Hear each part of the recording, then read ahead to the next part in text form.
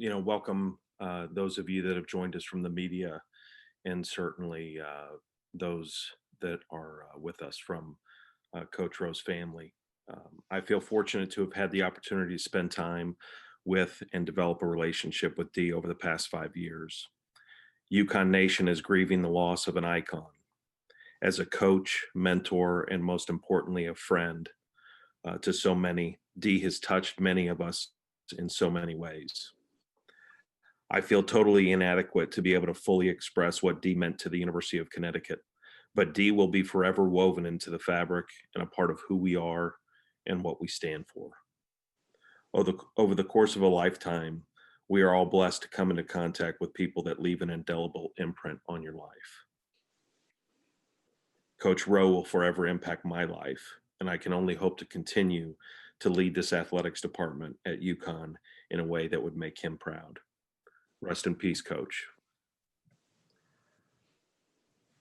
All right, thanks. Coach Auriemma. I don't know that it can be said any better than the way Dave just eloquently said it. I've been fortunate to know Dee for my entire career here at Connecticut, dating back to my very first trip ever to Connecticut to meet the search committee and have lunch with Coach Rowe. And since that day, he's been, people use this term a lot, but he's been a father to me.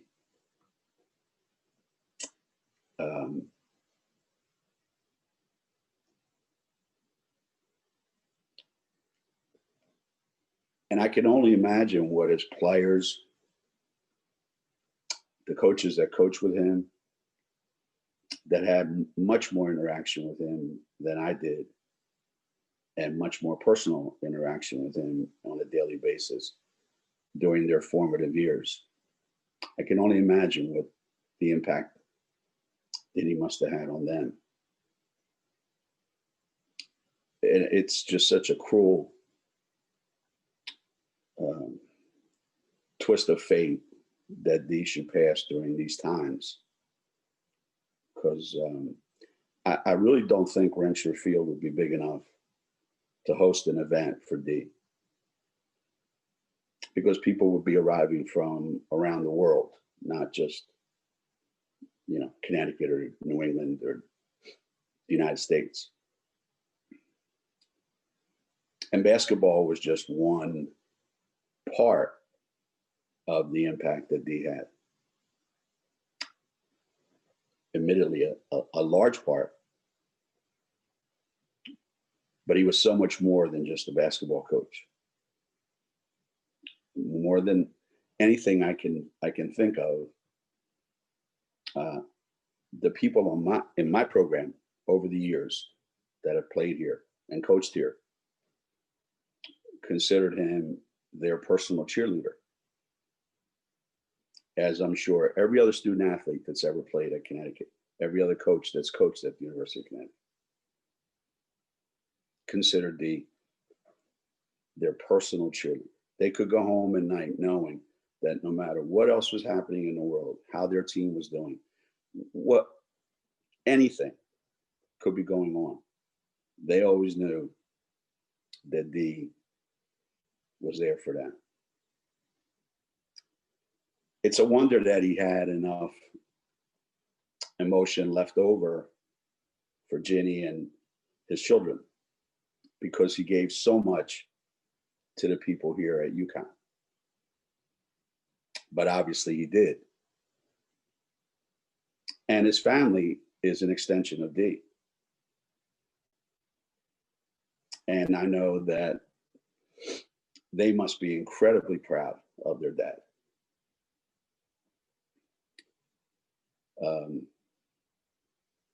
We had a birthday party for Dee one time. Well, actually a couple of them. Ginny and he came to my house and we had dinner one night during his 80th birthday. But we had a thing here at Worth. He didn't know it, but we invited him. He used to come watch practice every day. So we knew he was coming to practice. So we had this little ceremony that we do for anybody's birthday associated with the program. And Dee didn't know it was coming. And CD and the kids, they had a hat for him, with, I think it was 88 for number 88, and he was wearing it, and they made him dance around the room. And, Dee being Dee, he had to make sure he kissed every single girl on the team, and just had the time of his life dancing and skipping around the room. And with the joy of a kindergarten kid at a birthday party. And yet he could shake hands with the President of the United States and feel right at home. I'm gonna miss him a lot. Thanks, Coach. We have a few minutes for questions. So if you do have a question, please raise your hand. Neil. Geno, I know Dee often talked about, his 1980 experience, and despite not being able to coach in the Olympics, how proud he was. What was it like kind of reliving that, or giving him the chance, 30 years later when you took him, and how he kind of took to experience with you some of that Olympic pride?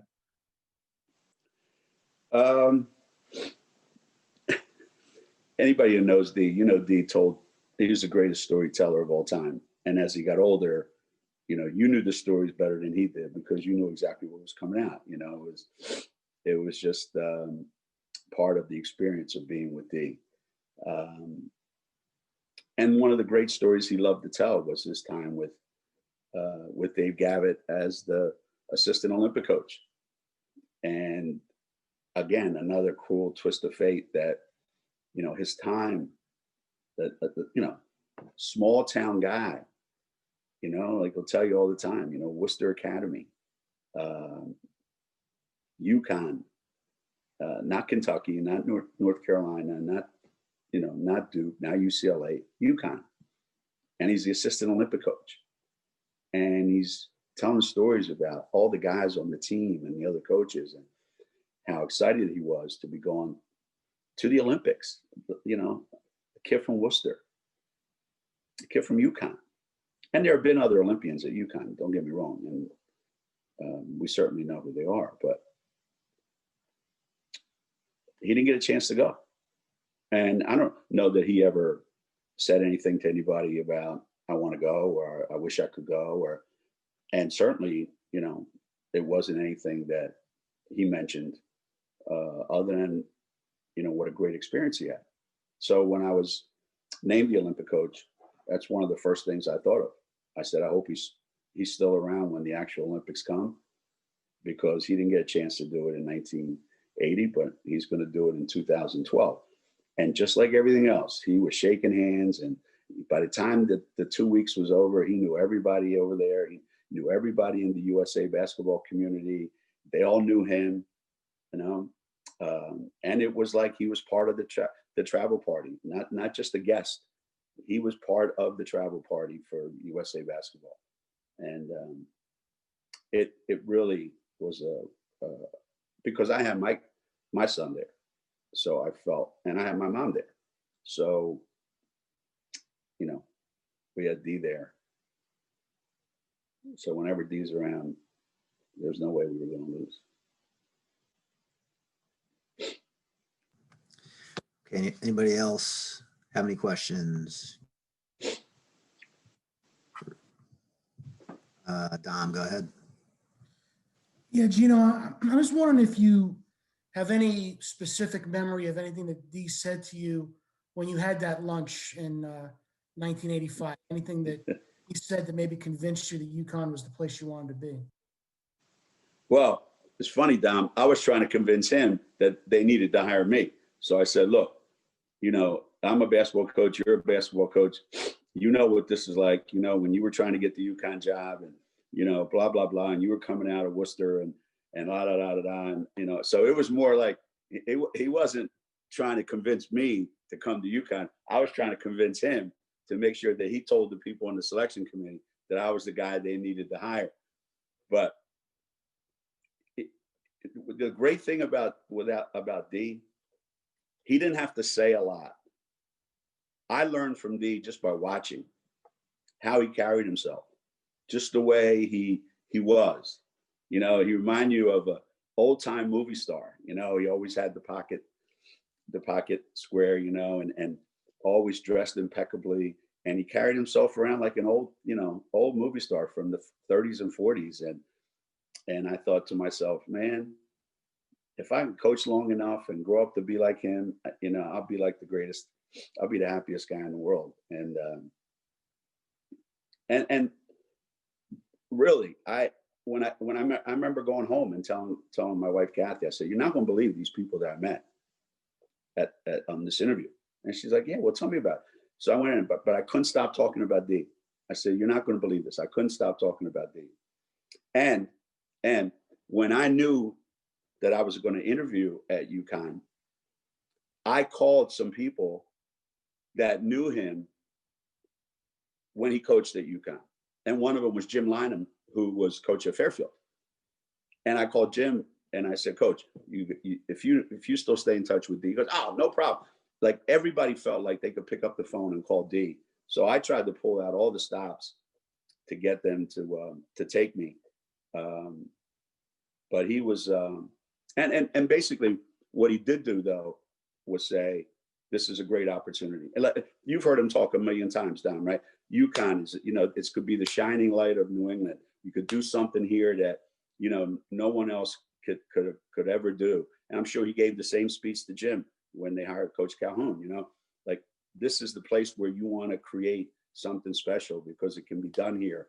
And, you know, this isn't BC. This isn't, you know, a school that's, you know, been there. This is, and even though he had been the coach, he just kept talking about, this is a special place. This is a special place.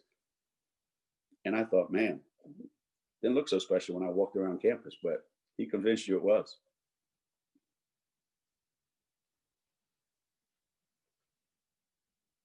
So, and some of the stories, guys, you all have talked to them. You've all seen them. Some of the stories, you know, we can't, you know, we'll have to talk about over a drink when this all changes, and that we can really have some laughs about it. But you know, whether Pat or I don't know if Dave or Tim who's ever on the call, if you've never played golf with Dee, you're missing out on one of the great experiences in your life. If you've never been on a golf course with Dee, it is just, you know, I don't care whether you've played golf once or a million times, you have never experienced anything like playing golf with Dee.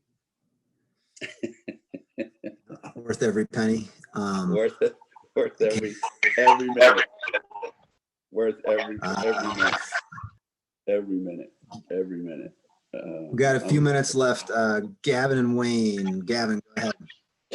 Geno, you mentioned that he was always at practice. What did that kind of mean to you and your team, that he was always there no matter kind of what was going on? That was the important part of it. That was the important part of it.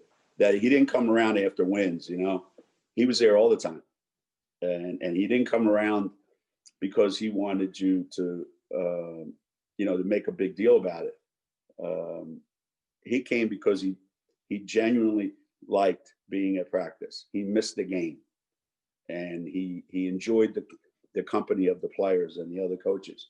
And I'm sure he went to Jim Penders's practices and did the same thing with their guys. And, you know, every other coach at UConn, he just shows up and he wants to be there. He wants to feel that feeling that you get being like, to him, being on the bus, being in the locker room, being part of the team.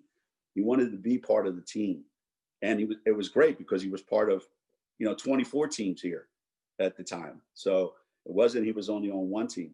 But when he came, it meant a lot to me because no matter how bad practice was, he would always tell me, "I love watching your team play. You guys are great. You guys are great. I love watching your team play."